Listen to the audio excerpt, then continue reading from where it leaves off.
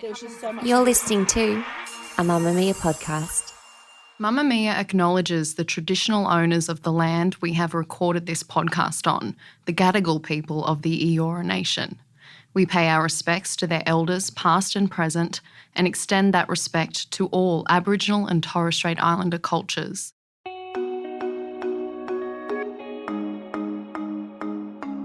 When I turned up at the Mamamia office to record this episode of No Filter, I was 10 minutes late. Very embarrassing. I have a problem called time blindness, and it's a little bit like having bad spatial skills, which I also have, unrelated. But with time blindness, it means that I find it really impossible to judge how long anything will take. I think everything will take me about 10 minutes. And this year, I learned that time blindness is one of many, many varied symptoms of ADHD.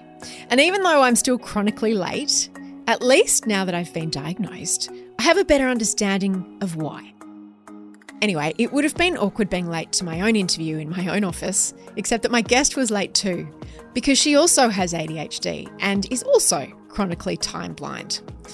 What you're about to hear is a fairly shambolic, at times hilarious, but very honest conversation between two women who became very close friends a few years ago and who were both diagnosed with ADHD last year within a few months of each other, and both of us were in our 40s at the time. I think just the knowledge of the way that, not even just the ADHD, but the way my particular brand of ADHD works for me has allowed me to really manage myself better and book those, downtime into my schedule without feeling like I'm lazy or, near enough's good enough. The night before we recorded this, internationally best-selling author Sally Hepworth, who is the person I'm about to interview, she'd come to Sydney from her home in Melbourne for the launch of her latest book, The Soulmate. Sally had asked me to interview her at the launch, which I agreed to do straight away, very happily. And then a couple of weeks later, I cancelled when I realised that I was already busy that night. So Sally found someone else, and then about a week after that, I realised that I wasn't in fact busy that night, but by then it was too late, so I offered to introduce her at the launch because I still wanted to be supportive and I wanted to come. And Sally said yes, and then I lost the address and I arrived late and everyone was waiting for me and I wasn't prepared and I got people's names wrong and I forgot to mention the book, and then I left in a spiral of shame and self-loathing that will be familiar to anyone who has ADHD and can't get their shit together. Even with my kids, I have these discussions where I'll promise to do something and I mean it. I mean that I am going to do that and then I don't do it and I hate myself. Oh, that's familiar, yeah. Sal and I have already done a No Filter interview about her extraordinary career, how she became a New York Times bestselling author, and we'll put a link to that in the show notes. But this interview is different. This is personal. This interview is about our friendship and our frailties and the ways that we've both tried to adjust to what the last year has meant for both of us since being diagnosed with ADHD. From Mamamia, I'm Mia Freedman, and this is No Filter with my friend and fellow neurologically diverse person, Sally Hepworth. When did you get diagnosed? So it started with my daughter's Did diagnosis. I diagnose you? I can't. Or did you diagnose me? I can't remember. Surprise. I can't remember the sequence series of events. But I know that we were both in that period at the same time and we were talking about it.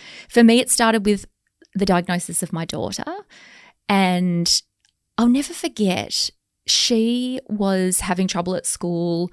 And what kind of trouble is she having? Because it's famously underdiagnosed in girls. We know often the signs to look for in boys: hyperactivity, can't sit still, gets in trouble. It was those things. So she has combined and inattentive, which is what I have as well. Combined means inattentive and hyperactive. Yes, sorry. She has combined, meaning, yes, exactly. She can't have three. That's greedy. If anyone can, it's her or us. So both. So she was having trouble in prep. She wouldn't follow the rules, which is classic her. Wouldn't sit still. She'd just get up. Well, then she was 5 or 6. And we were those parents that kept saying, that's just her, this is what she's like. Because she was obviously bright and she was funny and all of the things. But we kept hearing it.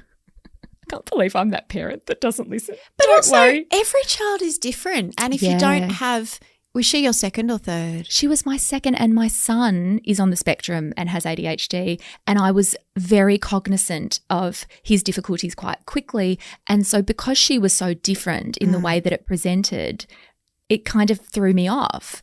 But there was a moment, she was in grade 2 and the reports had been coming back, oh, she's not reading yet, she's not sort of following the rules. And I remember saying to her, what's going on? You know, because they said she's not disruptive. She'll sit and she'll sort of look like she's listening.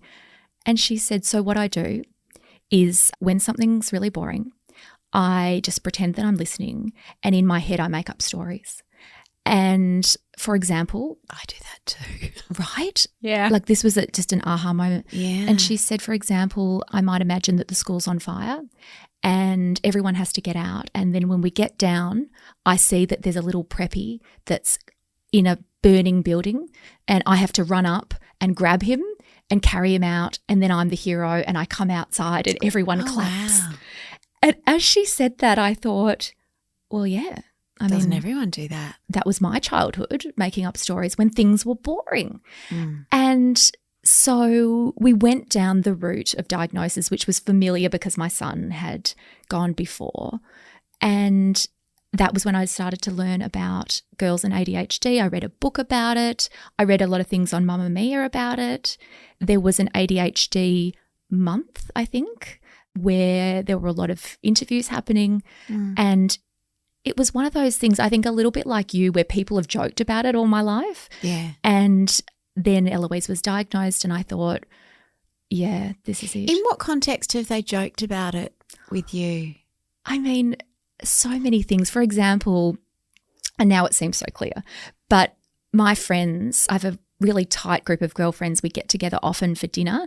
It's a big joke that no one ever asks me to bring anything because I'll forget. Or, I mean, everyone brings salad and stuff. I can't make a salad. Like, there's just too many steps. Too many steps. Yeah. Yeah. And like procuring the food. I've never thought about why I can't make salads. No, people with ADHD can't make salad. And imagine trying to have all those ingredients fresh at the same time. Like, I'll just buy a salad if I remember. But even that, I find there's too many steps because I'm focused on getting to the person's house. Correct. And that's challenging enough. But if I have to stop somewhere, think of where to stop, order something, it's too many steps. It's too many steps. So I'll bring a bottle of wine. I always bring a bottle. Me too. Yeah. Or something that I have in my home already. Correct. Yeah. The other thing is, if we're going away together, often people will ask, bring sheets, bring a towel. They never ask me that. And so what's so interesting, and I heard your story about how people around you had adapted to your way of existing. And lovingly, like my friends don't play, they laugh about it. We know Sal doesn't bring stuff.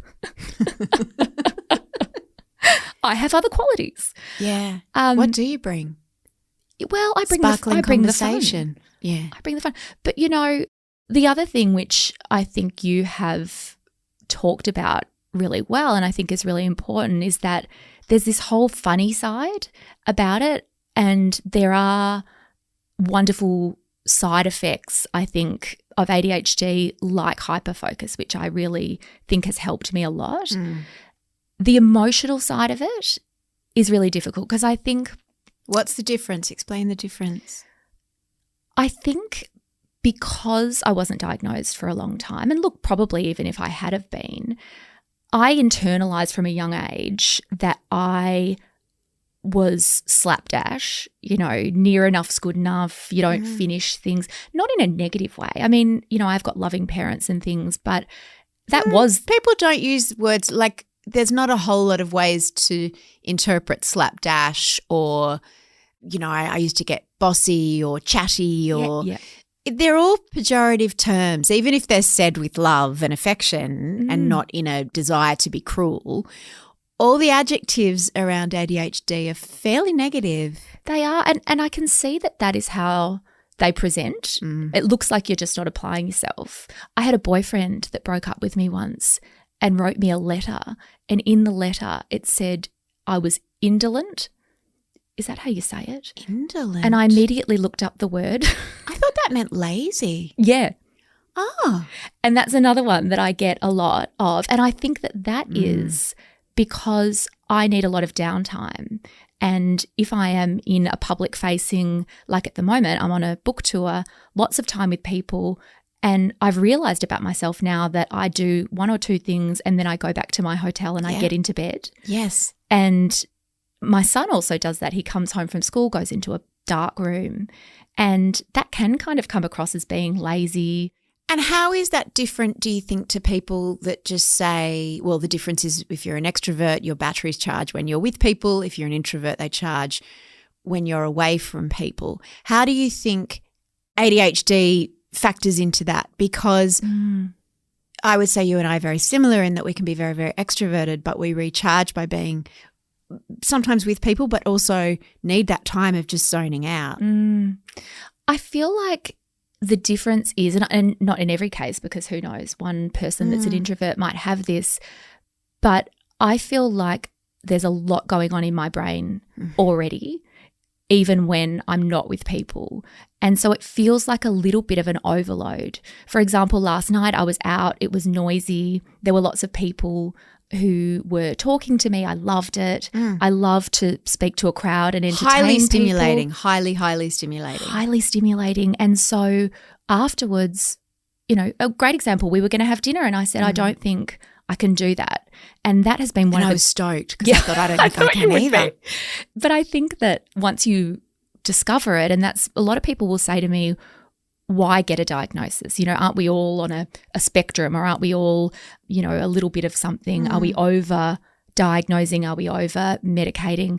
And I think just the knowledge of the way that not even just the ADHD, but the way my particular brand of ADHD works for me has allowed me to really manage myself better and book those, you know, downtime into my schedule without feeling like I'm lazy or, you know, near enough's good enough.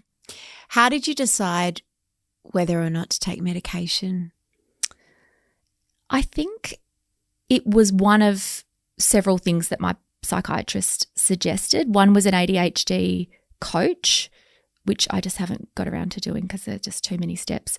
One was medication, there was counselling, there was a group therapy, which sounded like my worst nightmare. Oh, God. And I think imagine how much talking there'd be in an ADHD group. A lot of interrupting. It just made me want to die. Like everyone would be late. Yeah.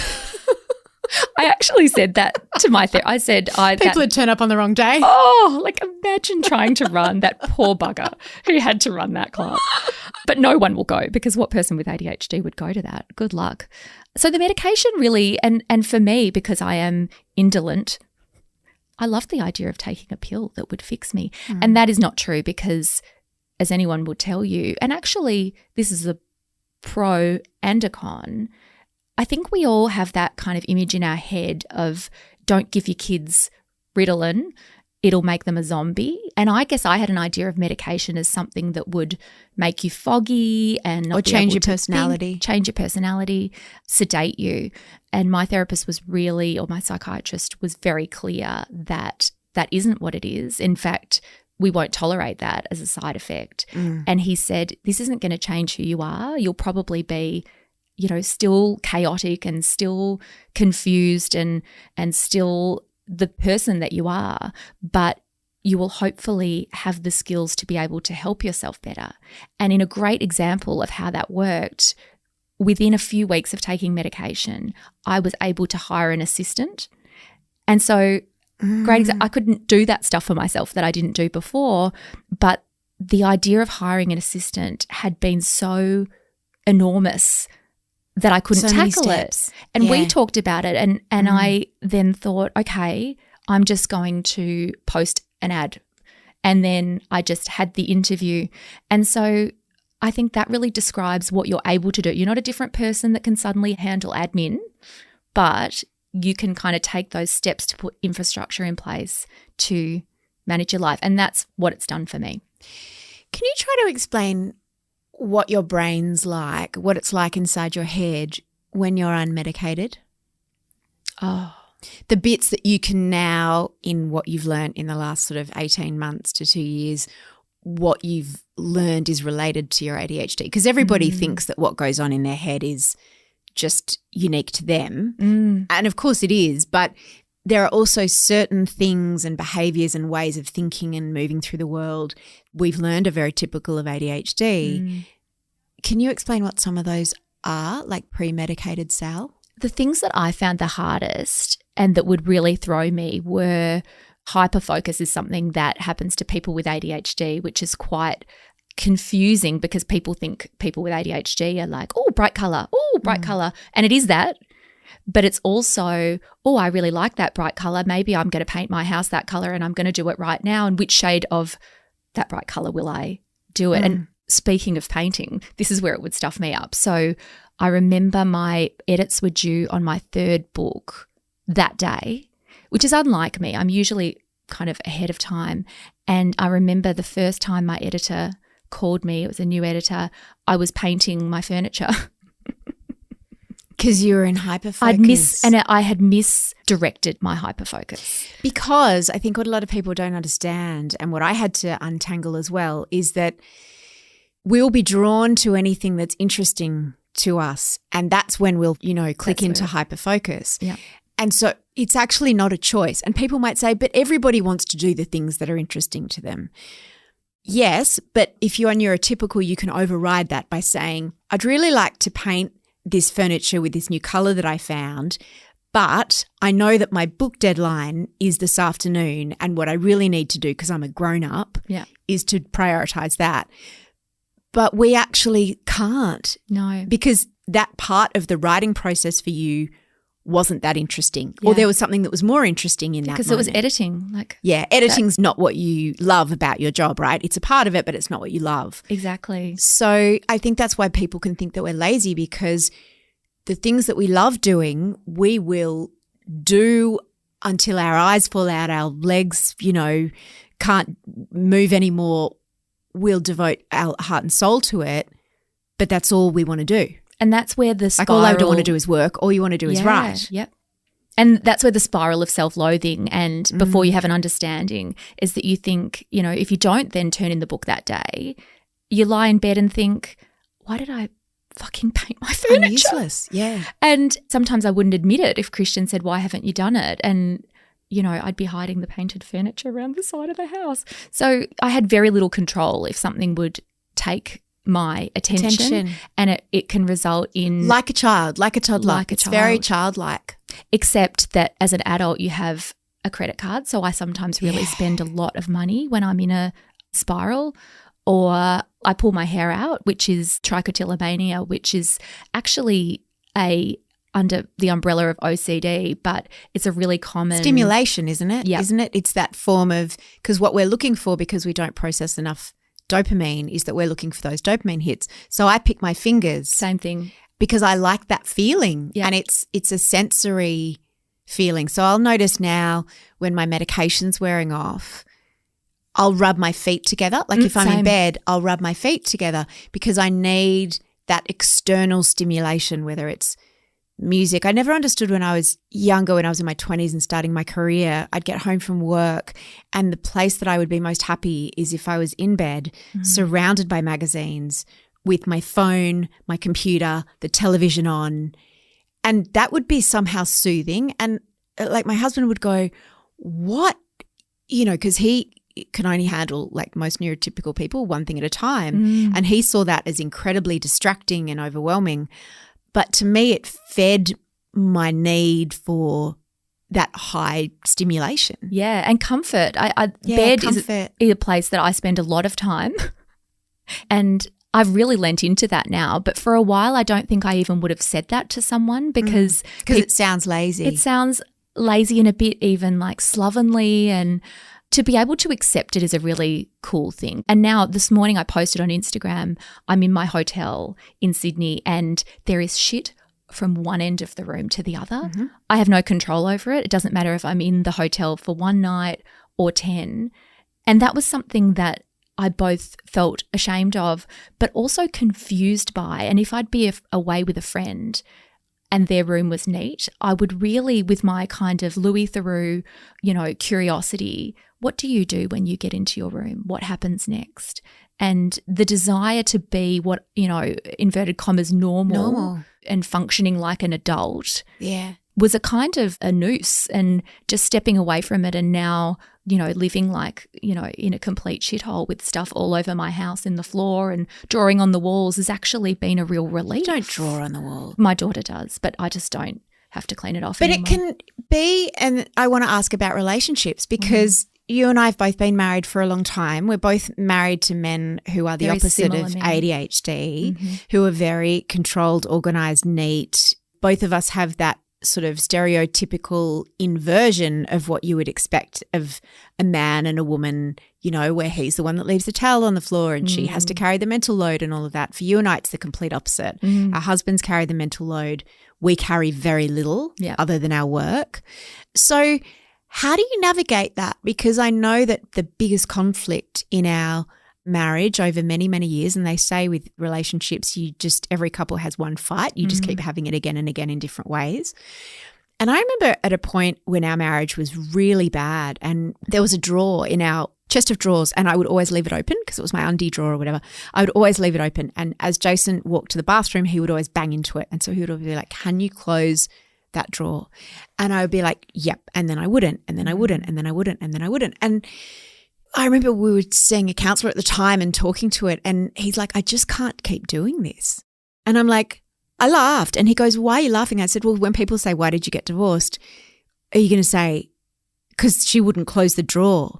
Yeah. But for him, it was real because the drawer was symbolic of the fact that he's asked me to do something to make his life better and I just haven't. And that seems unfeeling, uncaring, callous, insensitive, all of those things, even though I just couldn't remember to close the drawer. And it's like he told me, and at that time I'd go, yeah, I'll close the drawer. Is it like that in your marriage as well? Yes. And I mean, one of the great things that changed a couple of years ago was that Christian, because we were both working full time and we had various helpers, helping us manage our life. But since Christian has stepped away from paid work to be CEO of the home, CFO of Sally Hepworth, enterprises. And also, I guess that coinciding with my diagnosis has helped him to understand it better. But it doesn't always change it, What were some of the fights that you would have and still do? I mean, and it 100% has not changed. Like my clothes, I have clothes all over the floor and Christian will walk in and trip over them almost every day. I then laugh. And it's not the same thing when even with my kids, I have these discussions where I'll promise to do something and I mean it. I mean that I am going to do that and then I don't do it and I hate myself. Oh, that's familiar, yeah. And because you'll forget or because you just overpromise. Overpromise and I just don't have – I'll pick you up from school tonight. And do you know what that is? I've also worked this out. I mean, it's sometimes I check myself and I'm like, oh, that's my ADHD. That's my ADHD. Yeah. But our concept of time is terrible, which is why we're always late because we don't understand how long it'll take to get somewhere. And also we don't understand what our capacity is to do things. Yeah. So you'll be like, yep, I'll do that. And then as it gets closer, you realize I can't do that. Either I've got something else on or it's just not possible or And I'm really shit at prioritizing. Yeah. Like I will find myself, some days I'm just saying no to everything, including things that would be probably a lot of fun or very beneficial to my career. I'm just no. And then the next day, something really random will come up that I really have no obligation to do and I'll just randomly say yes because in that moment my brain was in a yes thing. And I have been trying to be a lot more discerning about what I say yes to because I realised that I'd then be late to pick up Clementine, which is, that is a priority. At least you remembered. And, well, I don't always. There was a joke before Christian was the stay-at-home parent. The ladies in the office used to laugh about it and my kids called it the walk of shame where they'd have to go to the office and I'd, and they'd be like, hi, Mum. There was a chapter in my book that Luca wrote about his childhood and what it was like having me as a mum. And he wrote about And again, we made it into a joke how from a really young age he'd get a birthday invite from one of his friends at school and it would be, 3 weeks in advance or whatever. He memorised the phone numbers of all his friends' parents and he would call his best friend's mum to see if he could get a lift with her because he would know that I would either forget, we'd be late. And he was like 6 or 7 or whatever. Mm-hmm. And he had to do that all through his childhood because I was that unreliable. And that made me cry, the stinging shame of that. Ugh. I mean, yeah. And I have 100 stories like that, but I remember that chapter and I often think of Luca because he's such a lovely young man and I think, well, Luca turned out all right.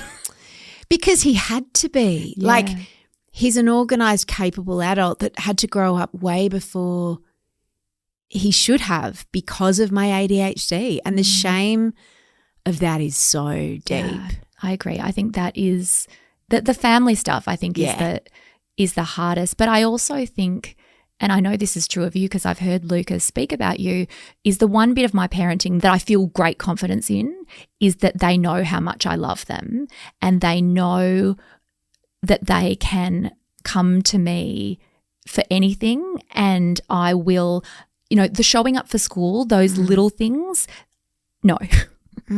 But if they were to come to me with a problem, with a revelation, then they know that I would drop everything for them. And I think that good in a crisis. I know I'm great in a crisis, right? Because that's where we're the best. Adrenaline and hyperfocus. Everyone goes into hyperfocus in a crisis. Yeah. And the things that you can't do in regular life, in a crisis, you will know what to say, know what someone needs.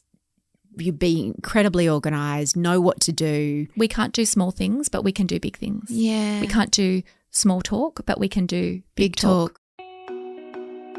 After the break, what you really want to know and what I really want to know. How do you become a best-selling author who makes millions of dollars from writing amazing books when you have ADHD? Or is the ADHD actually the secret to it? Tell me about having no filter and blurting. Oh, my God. The blurting has been a real thing. And I've had some blurting situations. Thank God I don't work in a corporate environment anymore. I used to work in HR. I mean, can you believe it? I did it for the gossip. Be always interesting. I once accidentally emailed the salaries of the whole company to the whole company. Oh, God. Oh, God. Can you, wow. And was that your last day in that job? Well, I was going on maternity leave, so Bye. I know. Fuck, that was a bad day. I mean, I have a million stories like that too because I'm not careful, which is another thing you internalize. What was the question? Exactly. Shit. I don't remember. But I did want to ask you, I've forgotten what I wanted to ask you. Do you know, for the listener, Mia and I were meant to meet for lunch yesterday. I forgot about it and went downstairs and then I messaged Mia and said, are we supposed to have lunch? And she didn't get back to me for 4 hours because she forgot, which was ideal because I immediately forgot and then it works well. And then this morning we had breakfast and I had to leave early to get to my therapy appointment and then I arrived at therapy patting myself on the back for being on time, which I never am. Look at my phone and there's text from her going, hey Mia, it was meant to start at 10. And I went, I thought it was 10:30. Oh, no. So anyway, my question was, I have a lot of people around me. I've worked, apart from the few early years when I was starting Mamamia alone in my bedroom, from the time I was about 25 and became an editor, I have had an assistant. I've had people to delegate to, people to help me and fill in the gaps of all the things that I'm useless at. You work alone. And as you said, until recently, you had no assistant. So how have you managed that? Because you are an author. You are not just an author, but you're an internationally best-selling New York Times bestseller list author. So you're a big fucking deal. There's a lot riding on every one of your books. Like you're paid a lot of money to write them. You have a huge audience. There's a whole machine commercially and financially that works around that. Now, people might think, well, how does she write her books? Because you write one book a year. And how do you do that? Because you could be sitting there going, oh, I've got another idea for another book. I'll start that. Oh, I've got another idea for another book. I'll start that. How do you spend a year writing a book? when you've got ADHD? So there are two important things there. One, and I cannot state this more strongly, I don't do anything else. I don't cook. And to be clear, Christian is the full-time parent. But before you get excited about Christian and what a great person he is, which he is, he doesn't cook either. We live like, students, and the kids get 3 meals a day. But, every now and then we'll look at each other and think, been a while since I ate. I'll make some toast. We don't do that whole, leave it to beaver style My meals. kids are fed by Uber Eats. Yeah, we do a lot of Uber Eats and we lead a fairly fun, happy, small life without a lot of expectations on us. And I think that is, I would come back to the book thing, that is key across all of my relationships with my family of origin, the Hepworth family, and my closest friends. Big love, big acceptance. Yeah. But no one's annoyed at each other if they forget a birthday or forget something. And that has been how they have continued to be in my life. So regarding the books, I really don't do anything else. Not a lot of the, I'm Kevin Arnold's dad in the Wonder Years. I go to work and then I come home, although sometimes I work at home. And do you have an office outside? I do. The house? It's a shared workspace, which I will sometimes physically go to, or I might just stay at home and work in bed that day, or I might go to the library. It changes up. I get into routines and I then change them. And I'm so motivated by the work, and that's the key. And a lot of authors can be really motivated or understandably interested in the sales or the publicity. I don't care about that. Or whether it's on the bestseller list. Whether it's, and not to say that the reviews. Yeah, I mean, success is wonderful and it's the biggest kind of reassurance that you're doing the right thing. But for me, the passion, the hyper-focus is on the book, on the writing of it, on the making of it the best it can be, of an idea that I've had about a character that wasn't working. I want to be in the book all the time. And the biggest challenge I've had since more success has found me has been the things taking my attention away from the book. So more tours, more publicity. As you saw last night, I was doing an event. I love it. I love speaking to crowds. I love making them laugh. I love meeting readers. But my true love is the books and the writing of them. And that's the only reason, because I was never ambitious before I found writing. It wasn't that I just wanted to be at the top of my game wherever it was. Yeah, right. I fell in love with writing and it became all I wanted to do. When you are in a book, I was listening to an audiobook about ADHD recently, and this psychiatrist was something that's jumped out at me, which I think I sent to you, was he said the ADHD brain needs a problem to solve that's just the right kind of hard. So true. And I thought, that's so interesting. That just, oh my God, that's always, it's like a cattle dog that needs a sheep to herd. It's like, yes, it's a very specific thing that your brain needs to be doing. It doesn't have to always be the same problem, but it has to be the right degree of hard. Because if it's too hard and there's too many steps, forget about it. Like hiring an assistant, not happening. But I was thinking about that in terms of your books. Is writing a novel like solving lots of different problems? It is. Yes. And it's also a new book every year. So while I'm doing the same thing, it's a new challenge, new characters, new things. I do try to challenge myself more and do things that I perhaps wouldn't have done a few books ago. To grow as a writer. Because it's got to be the right kind of hard. Got to be the right kind of hard. It's got to be just hard enough, because if it's too easy, you won't be interested. And if it's too hard, you won't be interested. It's got to be just the right kind of hard. And I realised last night when I was talking about how I have no idea how to tell people to write a book, because people ask me now, I'm like, God, I don't know. Yeah. Go ask someone else. Those questions are hard, aren't they? Because I find it hard to describe how I do it. But I do always say that I plot a lot and then I write Plod or plot? Well, both, actually. No, actually, I'm not a plotter. I plot a lot and then I speed. But I think the reason that I write lots of drafts, because in theory, if I plot, I should be able to just write 1 or 2 drafts, is that by the time I get to the bit that I've written, that I've planned, I'm so bored of it. that I need to just create something else. And then that keeps the right kind of hard, because I have a way of going if I want to, but if I can think of a better way, I'm going to do that. And it just becomes a puzzle. Yeah. Yeah. It's like a Rubik's Cube in your brain. It's exactly like that. I got a bit of pushback from parts of the ADHD community when I wrote my essay and then did an interview and spoke about how there's nothing good about my ADHD. I wish I could give it back. How do you feel, or how have your feelings changed about it? First of all, I'll break it down. How does it make your life harder? Oh, so many ways. I mean, and this is even medicated, you know, but it is significantly better. I'm perpetually confused, you know, and it's funny. It is funny, especially when we're together. It's hilarious, right? Or if you don't have somewhere important to be. There are other times where it's very awful. You know, when I flew to the States earlier this year for a book tour where I had to be in a different city every day and on a plane, and the feeling of that horror and confusion. Yeah. You know, people say, are you nervous about speaking in front of a crowd? No, I am not.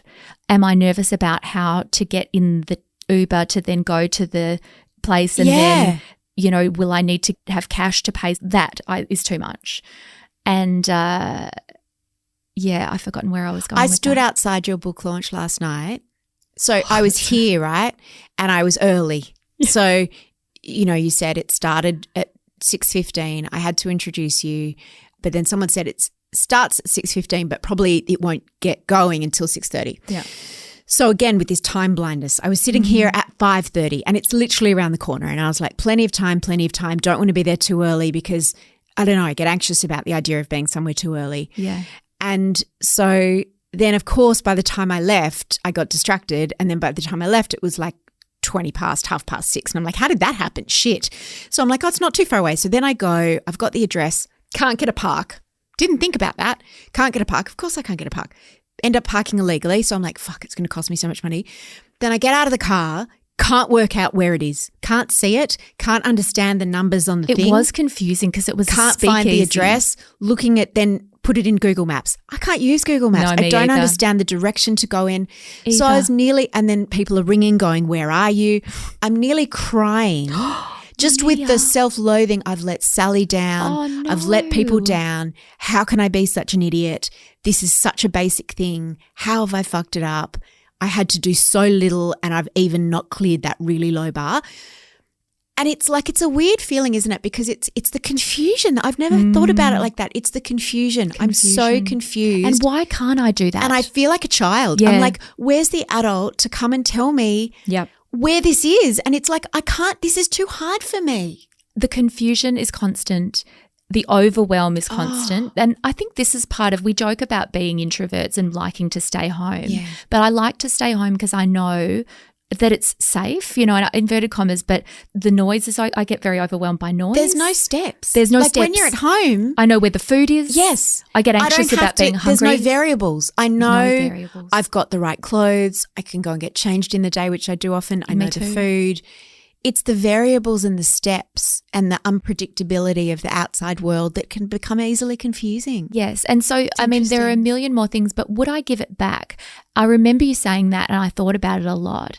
And I realized that I don't think I would. And the reason is I'm also a parent of 2 kids with ADHD and on the spectrum.